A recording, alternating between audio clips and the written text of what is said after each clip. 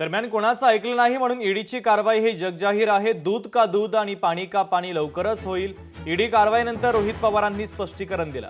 कितीही संघर्ष करावा लागला तरी माझी तयारी आहे। न्याय देवतेवर माझा पूर्णपणे विश्वास असल्याचं रोहित पवार यांनी म्हटलेलं आहे। दरम्यान त्यांनी या संदर्भात एक्सपोस्ट केलेली आहे। एक्सपोस्टमध्ये रोहित पवारांनी नेमकं म्हटलंय काय आपण पाहूयात। कुणाचं आणि काय ऐकलं नाही म्हणून माझ्या विरोधात ईडीनं कारवाई केली हे जगजाहीर आहे। ईडीचे अधिकारी बिचारे आदेशाचे धनी, त्यांनी केवळ आलेल्या आदेशांचं पालन केलं आणि आरोपपत्रही दाखल केलं। तपास पूर्ण झाला असून ज्याची आपण वाट बघत होतो त्या निर्णयाचा चेंडू आता न्याय व्यवस्थेच्या कोर्टात आहे।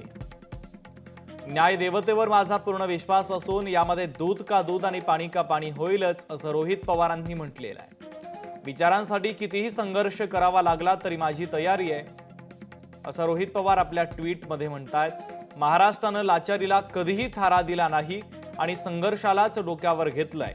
हा इतिहास आहे, सत्यमेव जयते, जय संविधान, अशी एक्सपोस्ट आमदार रोहित पवारांनी केलेली आहे। लोकशाही मराठी ऐका, पहा, जागरूक रहा।